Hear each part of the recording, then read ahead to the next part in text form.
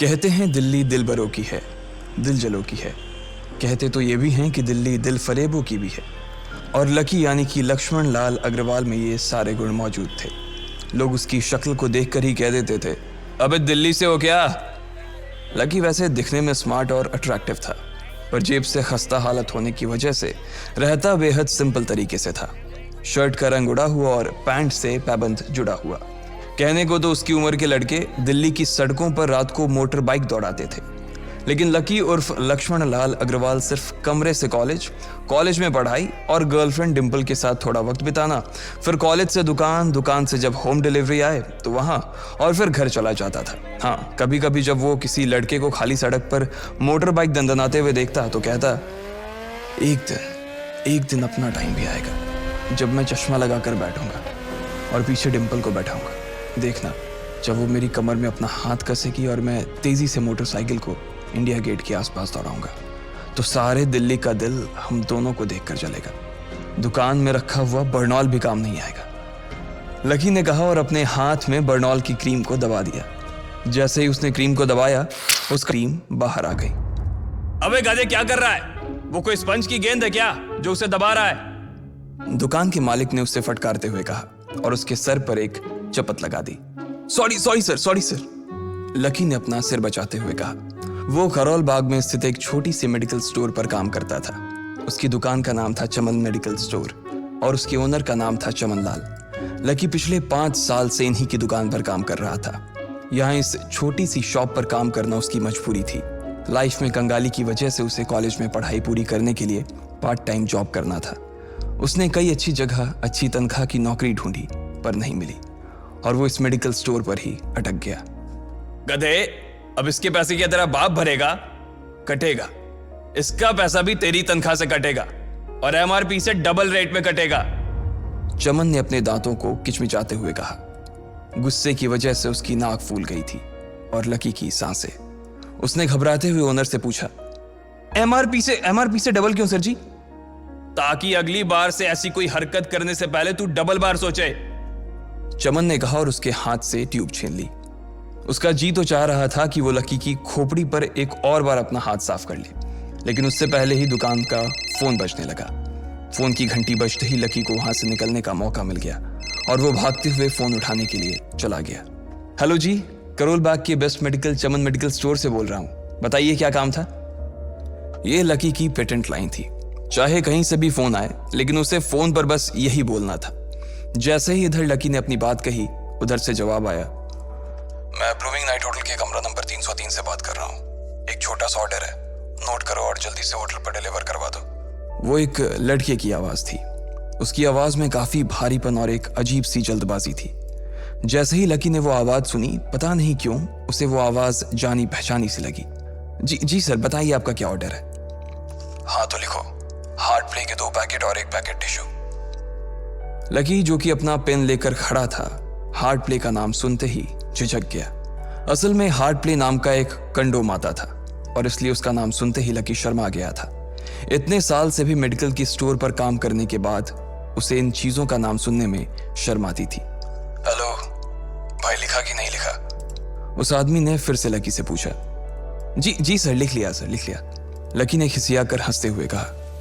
लिख लिया तो फिर लेकर निकल, उस लड़के ने कहा।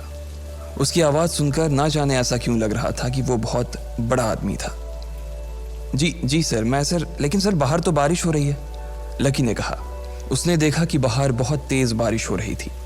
उनकी दुकान के सामने पानी भर गया था और तेज हवाओं की वजह से चमन मेडिकल स्टोर का बोर्ड भी गिर गया था।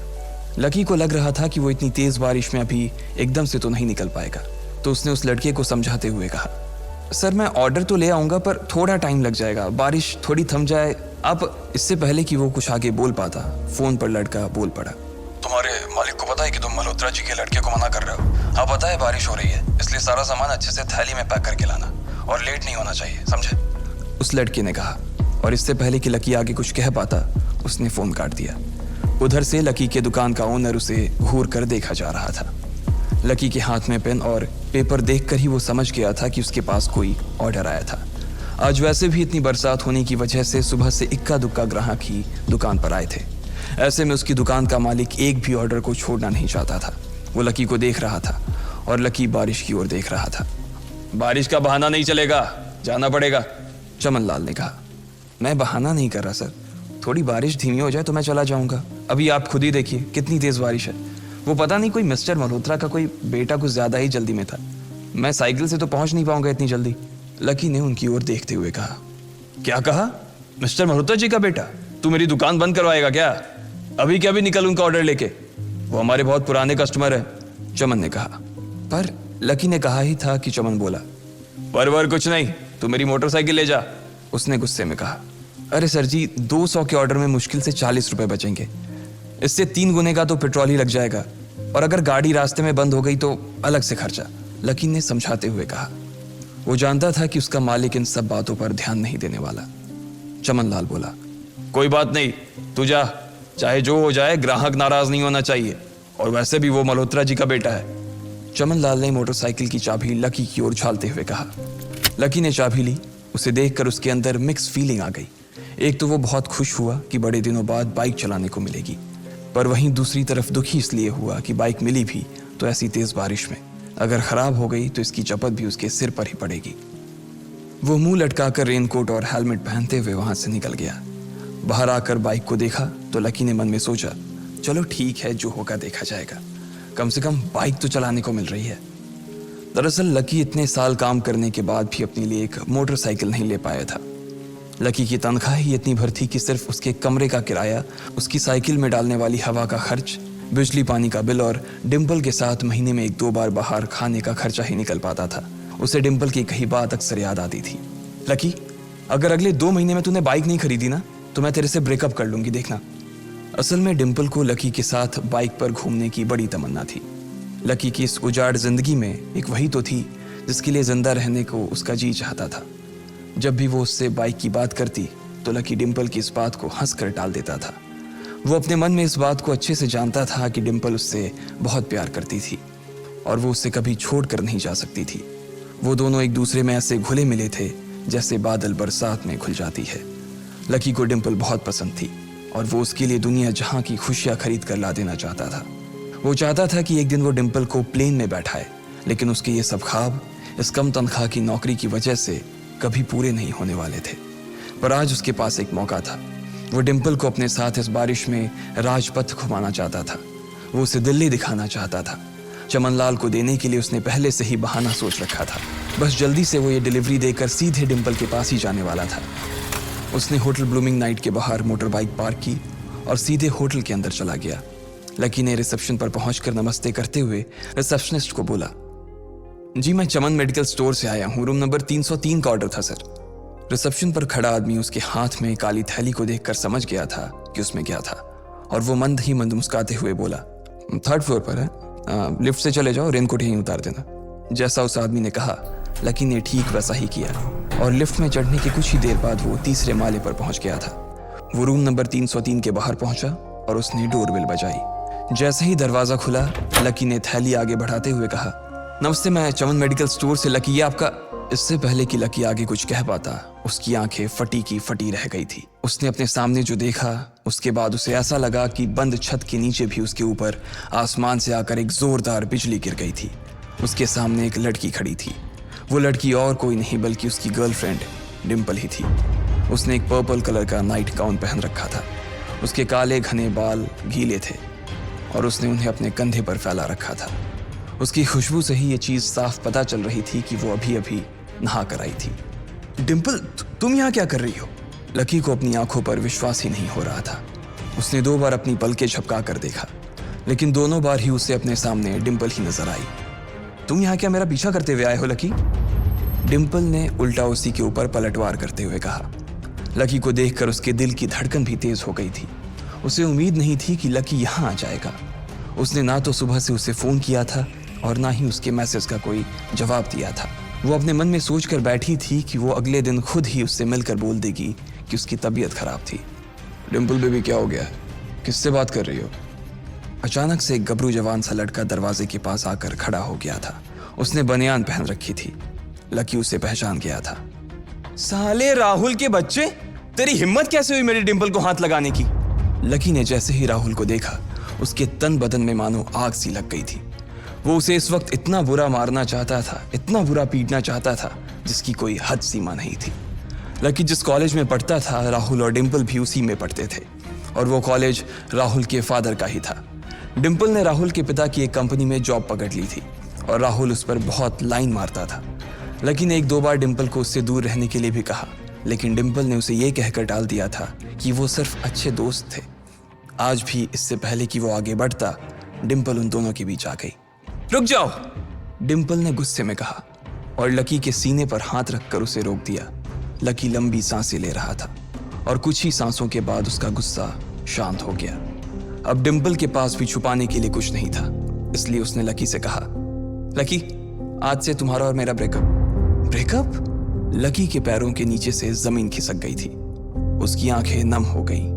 लकी को उसकी बातों पर विश्वास नहीं हो रहा था।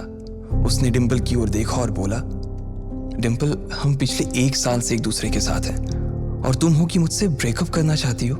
अरे मैं तो तुम्हारे लिए नई बाइक लेने वाला था। चल रहने दे, आज ही याद आई है तुझे बाइक की। अरे तेरे पास मुझे बाहर घुमाने के लिए, खिलाने पिलाने के लिए पैसे तो है नहीं, तू कहां से लेगा बाइक? और अगर ले भी लेगा तो उसमें पेट्रोल कहां से डलवाएगा? तेरी 8,000 रुपए महीने की नौकरी, उसमें होगा ये सब? लोग हंसते हैं मेरे ऊपर जब मैं सरोजनी में तेरे साथ घूमती हूँ। मैं ऐसी लाइफ नहीं जीना चाहती लकी। मैं तेरी तरह गरीब नहीं रहना चाहती। तूने मुझे फंसाया था, उल्लू बनाया था तूने मुझे, इसलिए मैंने राहुल से मैचअप कर लिया है। आज से यही मेरा बॉयफ्रेंड है, डिम्पल ने गुस्से में कहा। अच्छा, तो बेबी ये है तुम्हारा वो बेकार सा एक्स बॉयफ्रेंड? राहुल ने पूछा और डिम्पल के बगल में आकर खड़ा हो गया। फिर उसने लकी के हाथ से थैली उठाई और उसमें से हार्ड प्ले का पैकेट निकालकर उसे चिढ़ाने के लिए उसे हवा में लहराने लगा। बाप रे, इससे बदकिस्मत इंसान इस दुनिया में और कौन होगा?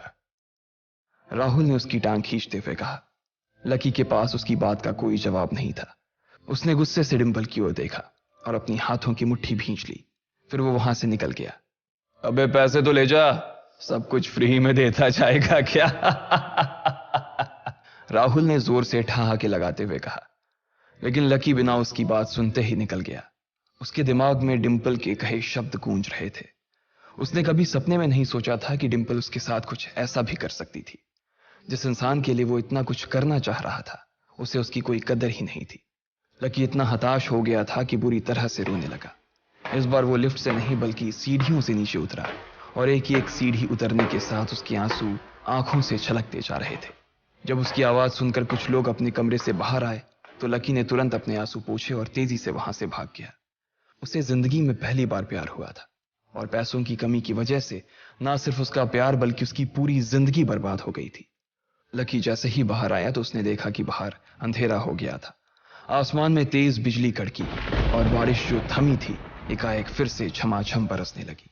ये देख लकी के थमे हुए आंसू एक बार फिर से छलक गए।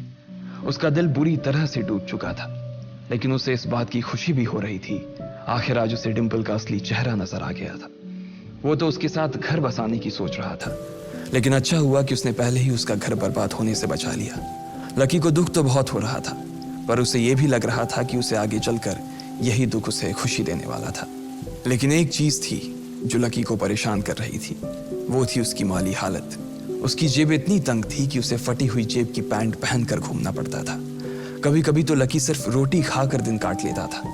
वो कब से कोशिश कर रहा था कि कोई अच्छा काम पकड़ सके, लेकिन उसे कोई काम देने को राजी नहीं था। उसने टूटे हुए दिल को दिलासा देते हुए मन में सोचा कि डिम्पल पर खर्च होने वाले पैसे बच जाने से शायद उसके हालत सुधर जाएंगे, पर फिर भी वो रातों रात रईस नहीं हो जाने वाला था। उसने ऊपर आसमान की ओर देखा और जोर से चिल्लाया, अगर इतना ही अनलकी बनाना था तो फिर नाम लकी क्यों रखा भगवान? वो जितनी जोर से चिल्ला सकता था उतनी जोर से चिल्लाया। उसकी आवाज से आसपास खड़े लोग एक बार तो डर गए थे। लकी ऊपर ही देख रहा था और उसके आंसू बारिश के पानी के साथ मिल गए थे। जैसे ही वो फूट कर रोने को था, तभी उसके फोन पर एक मैसेज आया। जैसे ही लकी ने अपना फोन निकालकर उस मैसेज को पढ़ना शुरू किया, उसकी तो आंखें ही चमक गई। अचानक उसके आंसू हंसी में बदल गए और वो जोर जोर से वहीं सड़क पर नाचने लगा। उस मैसेज में लिखा था, परिवार की रिसर्च और परिवार के निर्णय के हिसाब से अग्रवाल परिवार का वारिस लक्ष्मण लाल अग्रवाल उर्फ लकी ने गरीबी अभ्यास की परीक्षा को पास कर लिया है और आज से ही वो उस जमीन और उस जायदाद का मालिक हो जाएगा जो परिवार ने उसके नाम कर रखी थी। ये एक ऐसा मैसेज था आखिर कौन था लकी, क्या थी उसकी असलियत, और वो कैसे रातों रात ही अनलकी से लकी हो गया था? इन सारे सवालों के जवाब अगर आप जानते हैं तो प्लीज कमेंट बॉक्स में कमेंट करके हमें भी बताएं। और आगे की कहानी जानने के लिए हमारे साथ सुनते रहें लखपति सिर्फ पॉकेट एफएम पर।